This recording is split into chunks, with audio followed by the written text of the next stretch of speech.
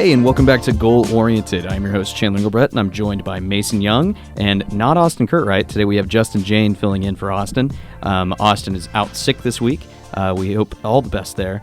But in his place, like I said, Justin Jayne, who last week was out, but now he's back. Good to see you, Justin. How are you doing today? Yeah, Austin and I are just not allowed to be in the same room anymore. That's how this has all worked out. So there can only be one. And this week it's me. But of course, as always, Mason Young is here. Mason, how you doing over there? Yeah, I'm doing good. I'm excited to get back and do another podcast. Sweet. Well, we don't have too much to talk about. It is OU's bye week. We wanted to recap their game last week and then talk about the news of the week, which is their Cfp Rankings, which a surprise to many, but they might make some sense. Before we get into that, OU absolutely crushed Texas Tech last week. Caleb Williams put on a heroic performance yet again. Mason, what did you see from him? Yeah, Caleb Williams was incredibly impressive. 402 yards and 6 touchdowns in that game, and got to be relieved by Spencer Rattler late in the game, who also showed out with a long touchdown pass. But to Brian Darby. Yeah, to Brian Darby. Definitely wasn't on my bingo card, but it happened. But anyway, Caleb Williams, continues to impress. He was Big 12 Offensive Player of the Week and Davey O'Brien National Quarterback of the Week after that performance. And I think the thing that stood out the most about his game against Tech is just the escapability that he continues to display. Almost all his touchdown passes were, I think, like 4 of 6, if I'm remembering them all correctly. But like, they were on the run after he's escaping pressure, and has such good vision that he's finding guys open and making things happen that other people didn't think were possible. He was likened to Houdini, the magician, this week instead of Superman, which is his usual moniker. Does he have too many nicknames at this point? Yeah, we're gonna find out. What will we call him after next week's game? Who knows? But he was definitely impressive. Right. And along with his performance, Mario Williams and Marvin Mims, basically each receiver with an M first name, had a great day, besides Mike Woods, who didn't play. But those two were especially doing great against the Red Raiders. Both had long touchdown catches.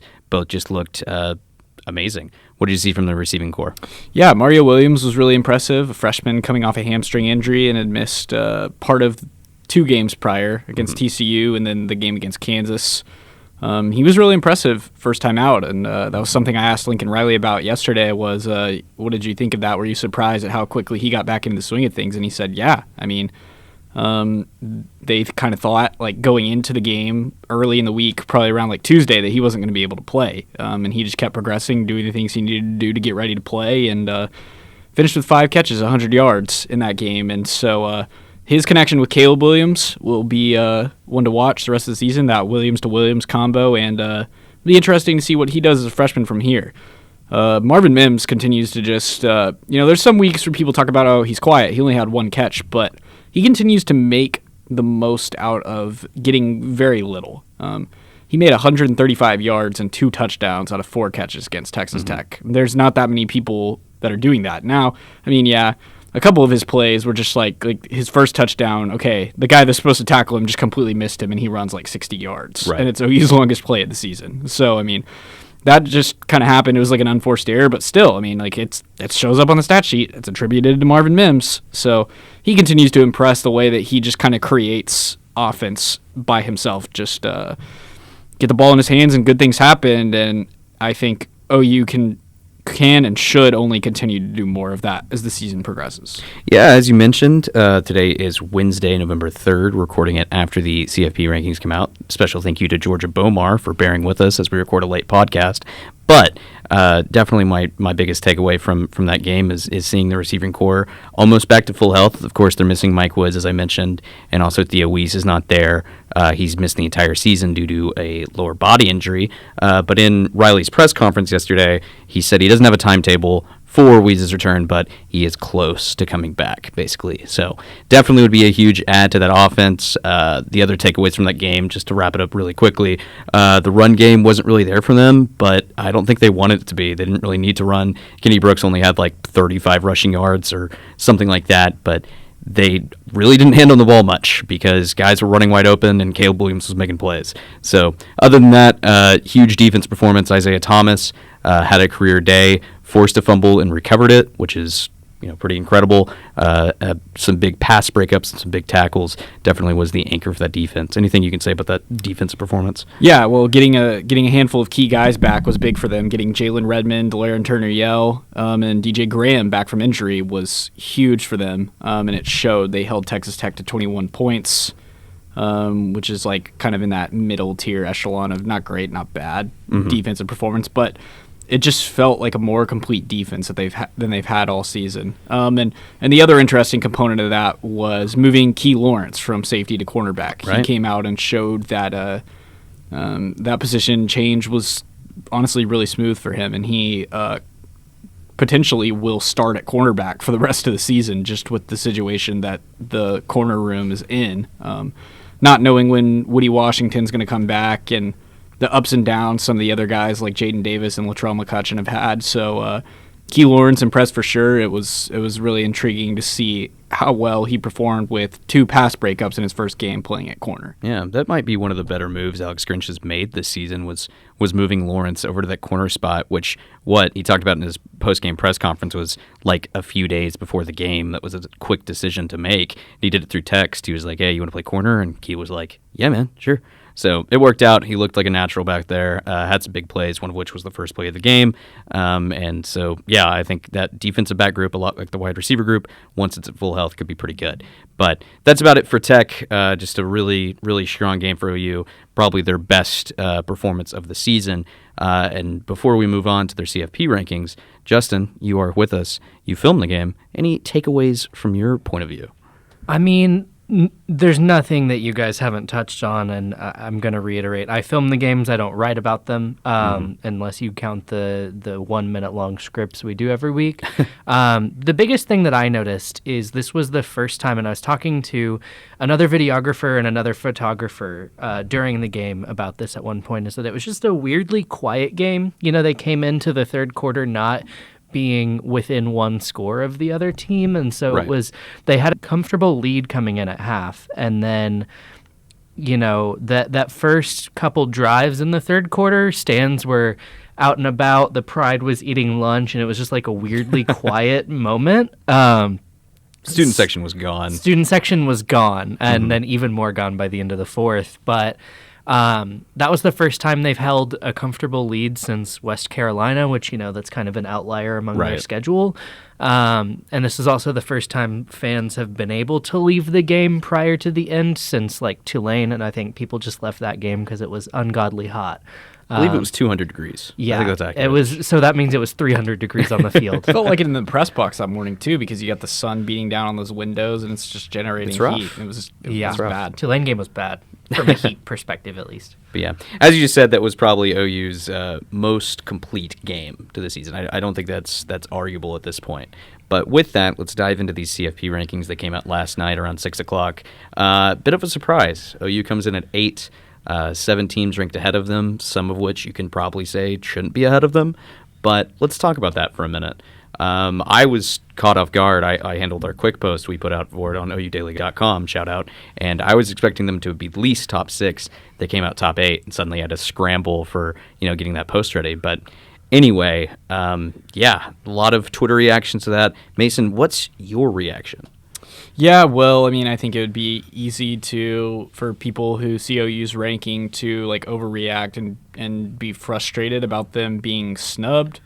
For me, I look at it like this. I mean, OU has been in a situation before in the initial college football playoff rankings, which is what this is, where they were 15th, and they still proceeded to make the college football playoff that season. So, first one. You temper your expectations. I was kind of surprised to see them at 8. If you look at like the top 8, Michigan, I'm not sure who their like resume win is really. Michigan State, they've been impressive and they're undefeated, but they also won like 2 games last year, and now you want to rank them 3, and then you go with Alabama at 2. I mean, I would agree that Alabama's probably like somewhere in the top 6, but that understanding that there is sort of a preconceived bias towards Alabama, that their losses, which they lost to an unranked Texas A&M with their backup quarterback on the road, their losses don't count for as much as other people's losses. Right. That, to me, is a purveyor of college football doesn't check. Right. And I do want to talk about the poll as a whole here in a second, but real quickly on OU, at first, like I said, I was shocked. But then when you take a step back and you look at OU's schedule overall, as you just said, they're beating teams by sometimes just 5 or 6 points, kind of, winning by, the skin of their teeth a lot of times. So I understand it. There's no question that this team is far superior right now than it was with Spencer Rattler at the helm, with, now with Caleb Williams taking over. But still, you look at the Kansas game, and he struggles in the first half. They don't put any points up then, and then he has to lead a comeback. So I get it. OU currently has, no ranked wins against it. Its best win is probably against Texas, who's 4-4. So, yeah, I get it at this point. They still have a lot to prove, but they have all the time in the world to do that. The last few teams on their schedule, 2 of which are ranked in the college football playoff rankings. That's Oklahoma State at number 11, and then Baylor at number 12. They played Baylor next weekend. So yeah, they have plenty of time. And Lincoln Riley yesterday in his press conference also said that he doesn't care about this. He actually didn't even really know when the rankings were coming out, because he was like, yeah, whatever they do tomorrow. Oh, wait a minute, it's today. He just doesn't really care. And he's got a point, because if OU wins out, they're going to make it in. I think it would be almost impossible for the committee to be like, yeah, we're not putting undefeated Oklahoma in the playoff, knowing Oklahoma's branding, knowing Oklahoma's amount of exposure it's going to bring into the playoffs if it makes it in with Caleb Williams. It would just be incredibly, incredibly stupid, in my opinion. But that's really my take on it. Justin, you have any takeaways on the Sooners or the poll as a whole before we dive more into it? I think, like both of you guys, I was initially a bit shocked, and I think that just comes from, Oklahoma number 3 in the AP to number 8 in the CFP. But I did find a very useful thread on Twitter. This is really the only thing I have to add to the conversation. It's by Adam McClintock. His handle is @CFBProfessor. So apparently he knows what he's talking about. But he sort of broke down the top 15 in a thread. He got his doctorate in college football. Okay. Just wanted to confirm. Sure. He broke down the top 15 in a Twitter thread, and sort of explained why they are where they are based on what I assume these initials stand for are strength of schedule, quality wins, top 25 wins, and game control. Right. And so he talks about how Oklahoma at number 8 hasn't really they've had a pretty bad strength of schedule. Like, the teams they've played up until this point have aged kind of like milk. And, they don't have any top 25 wins under their belt at the moment. Although I think that's incorrect. I don't know. Maybe that's not what CFP poll. Based off the CFP poll, yeah. Yeah, they don't have any rank wins. But he does point out that their strength of schedule improves from here, and I'm assuming their game control also improves from here. This is still a true freshman who has, after this bye week, going to start his 4th game ever. Second one on the road. And I think that you have to factor all of that in. Yes, it does feel like they are being slighted. However, it's the beginning of November. We still have a lot of football left to play, and they're factoring in a lot of Oklahoma's score based on the Spencer Rattler performances and not necessarily the Caleb Williams performances, although Kansas doesn't look great in retrospect. Kansas really never looks great. But yeah. I think the biggest loser in this entire poll, based off just the first week, is got to be Cincinnati. And that's the team I feel really bad for at this point, because they're undefeated. They're a group of 5 team, of course. They always seem to get the short end of the stick. But based off the AP poll, they would still have 2 ranked teams left on their schedule in SMU and Houston.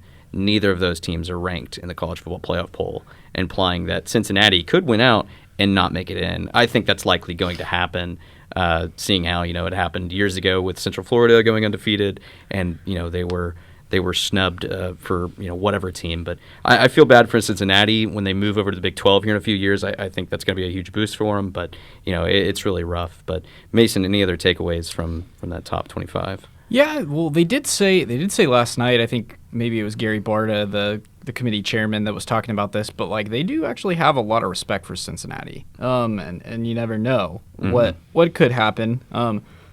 I personally think their like strength of schedule and as you just referenced, the two potentially ranked teams left on their schedule are not ranked.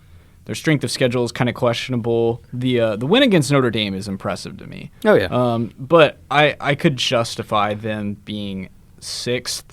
Now, if they do win out, then they have a pretty convincing resume, and I would be disappointed to see them not make the college football playoff. And I also think it would be interesting to see them make it just for the perspective of having a group of 5 team in there for once. Yeah, that'd be different. So there's a lot of different variables there. But to me, my biggest qualms with this is one, and I think a lot of people have pointed to this one, but one, how is Minnesota ranked?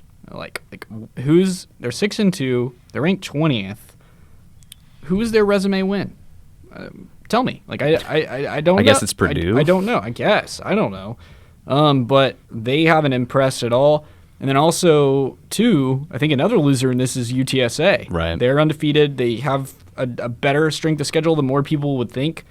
To me, they are kind of what Coastal Carolina was last year, of that team that is definitely exceeding expectations.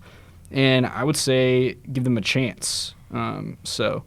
Yeah, I think with going back to that Alabama bit you mentioned earlier, I understand because it's Bama, and again, they look really good outside of the one loss. But for me, when it comes down to that end of the season, and it's Georgia, Alabama, and the SEC championship, and they're both ranked 1 and 2, that to me means there's no stakes in that game. Both teams should probably not even play it because the loser is going to be in the playoff anyway. And so that's when you mentioned this weird measuring stick. However, they put these teams in the top 5 really doesn't make sense, because if again Georgia loses in the SEC championship game, likely the biggest game of their season, they would still make it in, which is just weird. You're right. I don't get it. Now, if they do beat Alabama, Alabama's out. Alabama is out. Yeah. They are out. You would think so, but what if they're 2?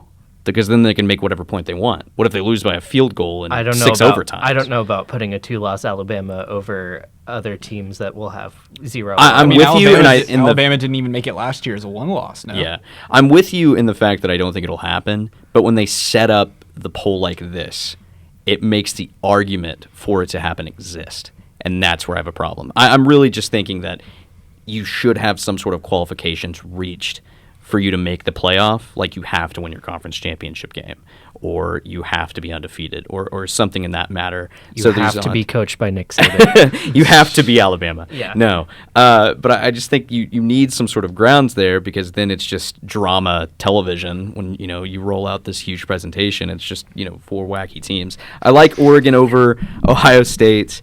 I think that's a good pick because of the head-to-head win. Michigan State deserves it. They have a Heisman caliber running back coming off one of their bigger wins in recent years over Michigan last weekend. So I get that. And Alabama, still one of the best teams in the country. I get that. But you have to bring in the level of like who deserves to be in. And right now, I don't get it. Another one I wanted to talk about really quickly was Wake Forest, because they're undefeated as well, and they're right behind OU, I believe, at 9. So don't really get that. If they were Clemson doing the same thing, would they be up there? I don't know. So any other takeaways? Regarding Cincinnati, I say this as a Bengals fan. It's their fault for being a football team in Cincinnati. Yeah, that's my piece.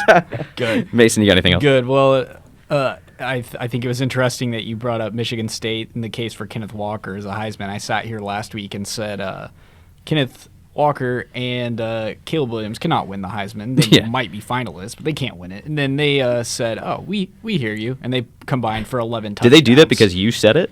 Are they listeners of this podcast? I think so. Like, it wouldn't shock me. But if we ever get to talk to Caleb Williams, I'll have to ask about that. Right.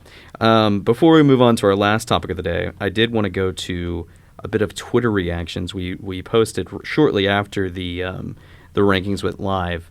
We posted our reactions from Twitter that we saw. One notable one I saw was from Joel Klatt. He tweeted shortly after the rankings went live. He said, "I don't know what at OU football fans are so upset about in a few years when they're in the SEC, then they won't even have to win all their games, and they'll still be ranked number 2. Other players reacted to it. Isaiah Thomas just said, say less. So, of course, we're going to spend a 20-minute podcast talking about it. Theo Weiss just sent out some laughing emojis. Royce Young, former Daily alum, said OU will be in if it continues to win, but it's pretty dumb that the committee is saying that losing a game is better than winning all of your games, regardless of how you win them. So I get it. Sometimes that case is made for a team having a, quote, good loss, which is just weird. I guess Ohio State has a good loss right now, but a loss is a loss. So you get into weird territory there, you know? We'll see what happens. It's people are always looking for a reason to get frustrated and to overreact to these kind of things. And let's just see how the season plays out, man. Right. Still a whole month of November left. Last one I'll read here. This is from Reddit College Football.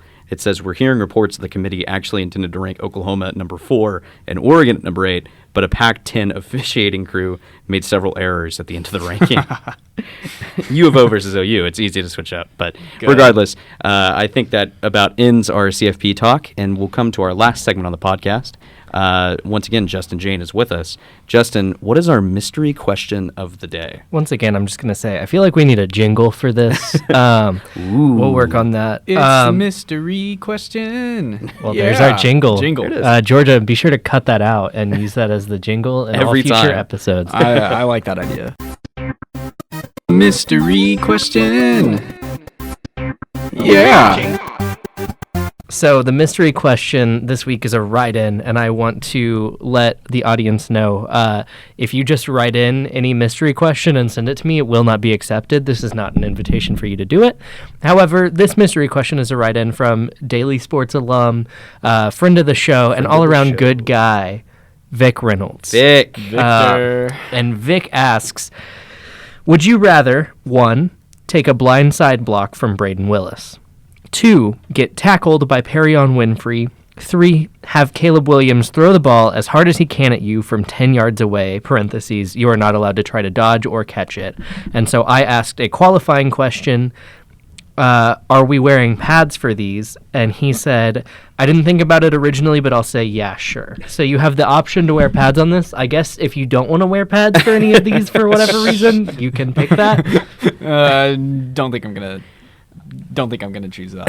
Before I give my answer, one, I just want to say that audience, if you're listening, definitely send Justin your mystery questions. Even if you don't have one, just text him that I don't have a mystery question. I think that's good. Any time of day, he'll answer it. But I am definitely taking the last one with the pads. That is a definite yes. Is the helmet included? I'm assuming so. Okay. Yeah. Helmet, you're 10 yards away from Caleb Williams. I know he can throw a ball really hard. I know that. I read Ross Dellinger's feature about him where what was it, Mason? It was so his high school offensive coordinator caught a pass from him, and he had his offensive coordinator. He had his wedding ring on, and cracked his wedding ring, and he just had like blood dripping down his hand. Okay, so I won't wear rings. Good. I will wear pads. Definitely taking those, and I'll stand 10 yards away. Do I have to like T-pose? What am I doing here? It may be like penalty kicks in soccer, which I know we don't cover understand, soccer. yes. But I think you may get to cover whatever regions you want to cover, but you just have to stand there and take. I'm going to face it head on. I'm going to look at him and make him throw it. So what if he hits you in the face? Then I wear a mask anyway. So what's the point? I'll just bring my glasses back. Hopefully that hides some of the pain. But I think that's easily the one you can recover from, probably the quickest. I'm not too sure if I'm walking away from a Bray Walker blindside block or a Perion Winfrey tackle. I'm not sure I'm going to hop back up after that and be like, heck yeah, let's do it again. Bray Walker is blindside blocking you? What did I say? It's Braden Willis. Braden Willis. Oh, my bad. Yeah. To be confused both with Bray would be Walker, bad. who is also on the team. Yeah. They're both BW. Mason, what's your answer then? Yeah, no, I'm taking the hit from Perion Winfrey. This is nothing against him at all. He is undoubtedly the scariest person on this team, and he likes it that way, and I'm legitimately horrified of him myself. I would not want to come anywhere near him on a football field. But if I had to, in this scenario, I'm going to take the hit because I know it's coming, so I can kind of brace myself for that. And also, like, how many guys have been hit by Perion Winfrey and lived? Now, I know that I am like... All of them. Yeah, exactly. So, I mean, I know that... I think your job would be a lot more traumatic if you had to report every time Perion Winfrey killed somebody on the Jesus. field. Right, No.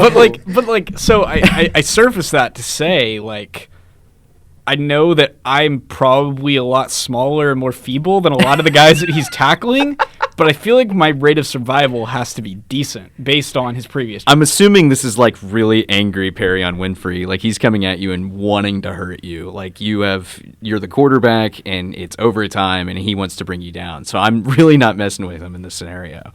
But Justin, what do you have? I have a different answer from both of you guys. I played football from 5th grade to senior year. I played a lot of different positions on both the offensive and defensive line, but primary one was center, which means I got a lot of balls thrown at me. And, that's not fun. It's definitely not fun if you can't do anything to stop it, like if you just have to sit there and take it. The wedding ring anecdote scares me deeply, so I would not take that hit. I would also... I would rather get hit by a bus than get hit by Perion Winfrey.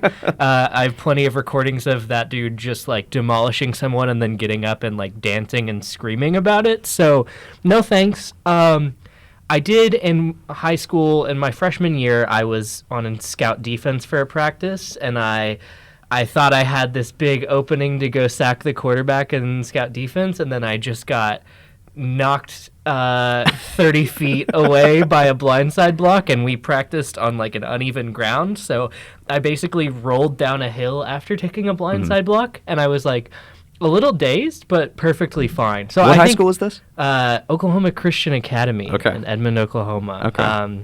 My senior year, we had 22 people on our team. Oh, that's enough. And we played 11-man football, and we made it to the 3rd round of the playoffs. Anyway, not to brag. Huge. I'm gonna take the blindside block. I think that's the easiest one I could bounce back from, and I, unlike Mason, don't want to know it's coming. Right. I would rather just be upright 1 second and on the ground. See, full disclosure here, I played football for a total of like 2 months for Hilldale Middle School, not Hilldale High School. I did not like getting hit. I just didn't like it, wasn't about it, so I'll take the option here where I'm not getting hit by a person, but instead by a football.